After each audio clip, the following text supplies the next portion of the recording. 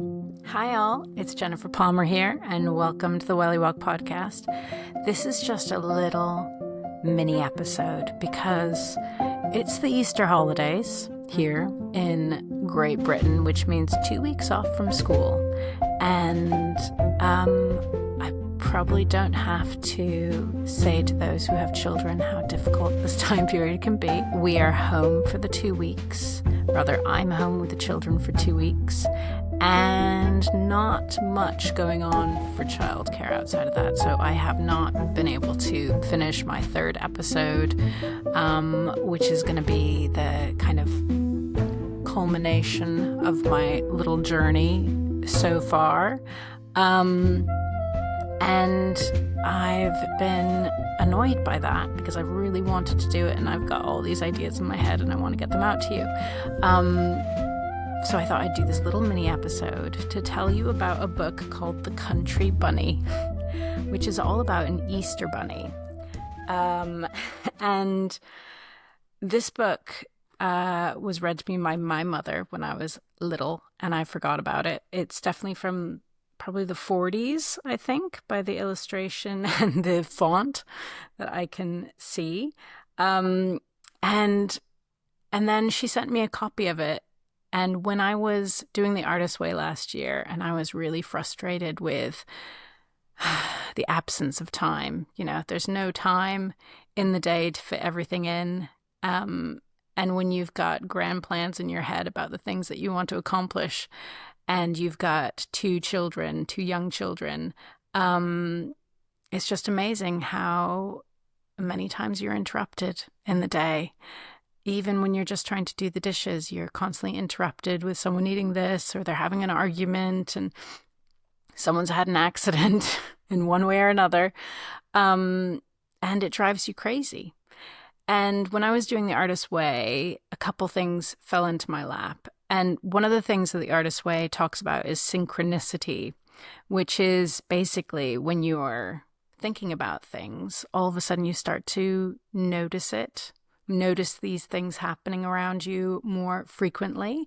And in the source, she talks about attention and how once you are paying attention to something you want in your life or you want to change, then the opportunities for that thing just pop up because you are actually attuned to them. It's kind of like you're a radio and you're tuning yourself to the right frequency. And once you're on the right frequency, you just start to see it all around you, all these opportunities, all this messaging coming from the world, pointing you in the direction that you need to go. And so when I was doing the Artist's Way and I was frustrated by the lack of time and how I wanted to be doing all these things, I was sitting reading to my son before bed, and he picked out The Country Bunny, which I hadn't read in a long time.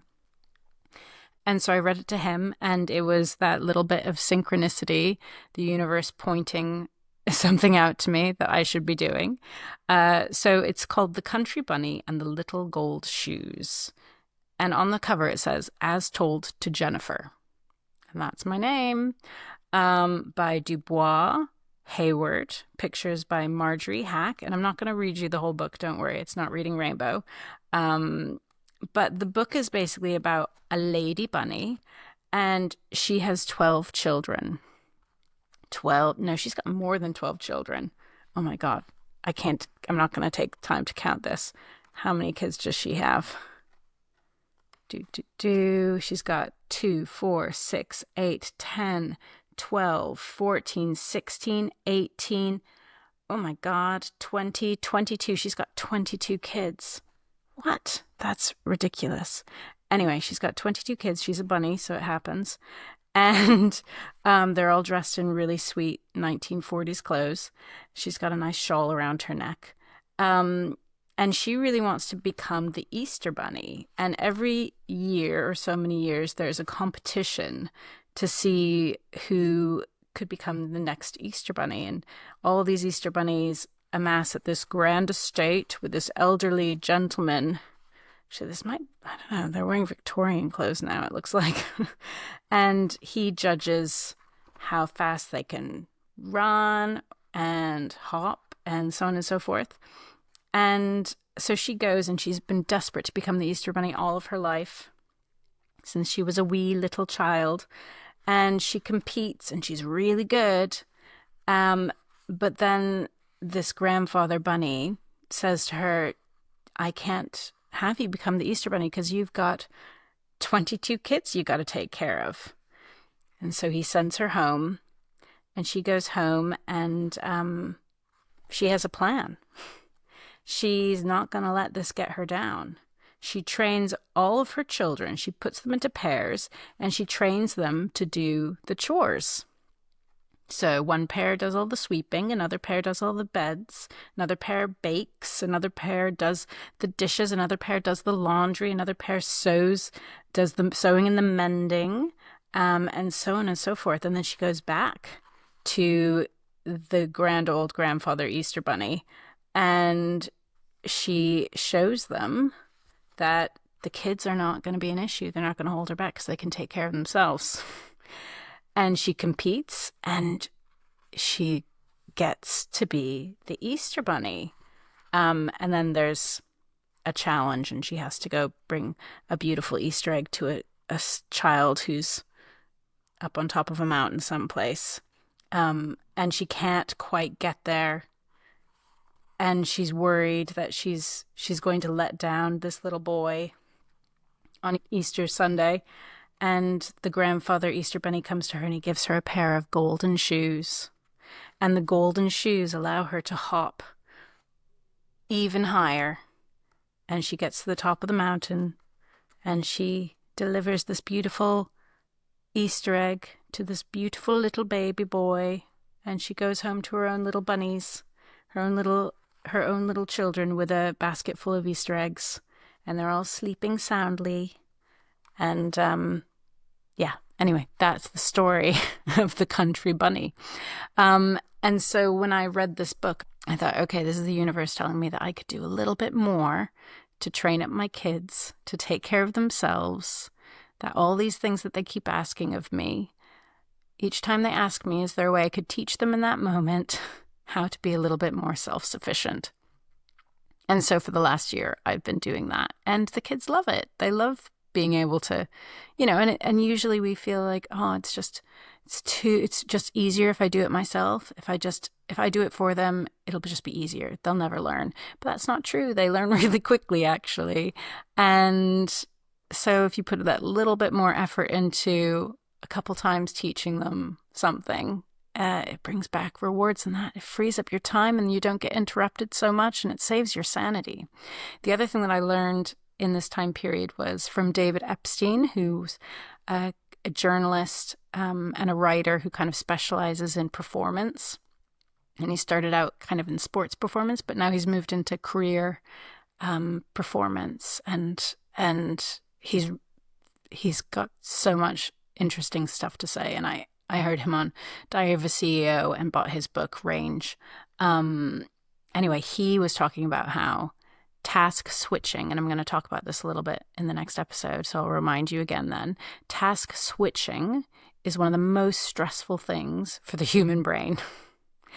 And task switching is like when you're going from one thing to another, but it can be as little as you're texting your partner or your mother-in-law or someone, and then you've got to write an email, or you've got to write a text that's more formal to, say, the PTA or something like that. Those two things have very different rules from each other, and your brain cannot multitask as much as we think we can. It can't multitask. It can only toggle between things. So as soon as you go from one thing to another, your brain has to basically erase the rules for the first task and download the rules for the second task. And each time it does that, it's creating stress on the body. And as soon as I heard him talk about this, I was like, oh my God, this is just motherhood. This is what we do as mothers. Like they say, oh, moms are so good at multitasking. It's like, no, we're not. We can't multitask. No one can multitask. We're task switching, and it's driving us insane. So there's a reason you feel insane, and it's because it's very stressful to switch between tasks. And just think, you'll be doing the dishes and your child is in the bathroom and they've had an accident. and they're calling you and they're really upset, and your other child has just is calling at you because something's going wrong with the TV, or they can't find the scissors, and then you're also trying to answer a text. You've got a load of emails in the back of your brain that you're thinking about that you haven't gotten to, that bill you haven't paid, and then the laundry is beeping at you, and there's piles of laundry that you need to fold. It's stressful anyway, but then switching between all those things in your brain constantly being reminded of these things that we have to switch around. The other thing he said was that if you have a list of things to do, of tasks, it literally leaves a residue on your brain to keep reminding you of the things you need to do. There's a residue that it leaves. So that's why you can't get these things out of your head, because there's literally a residue in your brain trying to remind you that these are unfinished tasks and you got to get back to them. And each time you switch between a task, you're getting more stressed. And then the other thing is that your phone is constantly pulling your attention as well. We have been trained by our phones because they need constant checking, because they have notifications popping up constantly. And you'll get so accustomed to that ping, ping, ping of the notifications that you're expecting them. So you're actually interrupting yourself because you're expecting a notification, not just because a notification actually pings. You've trained yourself to expect them. So even if you put your phone on silent, you're still going to be automatically interrupting yourself and wanting to check your phone because you've trained yourself to have to be aware and listening for notifications. So that's why in the Artist Way, I started to detach myself from my phone. I started to do phone fasting. I did media deprivation to try and take this bit of stress away from me. And then just being mindful of the fact that task switching is stressful. He recommends that we try not to open our emails first thing in the morning, because that gives you a whole list of stressful things, of tasks, of unanswered emails. And I would say looking at your WhatsApps is similar, looking at your texts, but it's really hard to do, isn't it? Because we have to check because someone might be needing us. It's so hard to balance this stuff, but maybe just also understanding that this is happening is helpful to mitigate the stress. Because we know it's happening. The other thing he said was to not expect too much of yourself in the day, because it takes so much longer to do tasks than we appreciate. And there's actually a law about this called Hofstadter's Law, which states any task you're planning to complete will always take longer than expected, even when Hofstadter's Law is taken into account. And this principle highlights the common human tendency to underestimate the time needed to complete tasks, especially complex ones. We always shortchange ourselves, and we expect to be able to do more in the time we have than we can. So just to think about prioritizing and make sure that the most important things are at the top of your to-do list, and you focus on those first, and you try not to get interrupted. Good luck.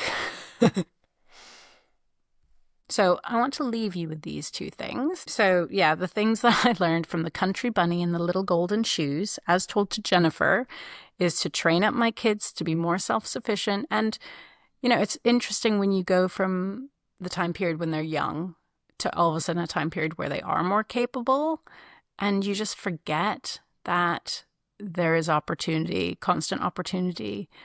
And you can train your kids all the way through adulthood.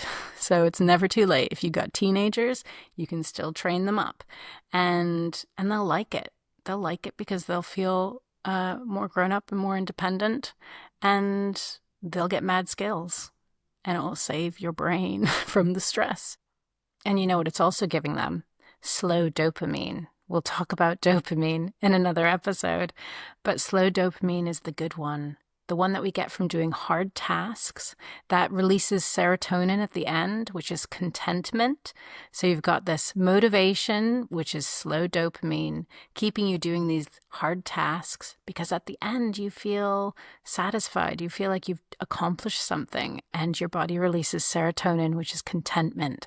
So your kids are going to be training also to seek and appreciate these slow dopamine releasing activities, like doing the chores, but also doing their homework, working hard. And for you, you'll get to release some dopamine too, because you get to feel satisfied that you've done this work to train them, and you'll feel contented and less stressed. Anyway, have a good Easter, everyone. I'm going to try and get the 3rd episode out for next weekend, which is the Easter weekend, but it might not happen until the week after that, because I've only got a couple hours in there with some childcare. So forgive me, hold on tight, and enjoy the weather, whatever it is. Get outside. Good luck, and see you soon.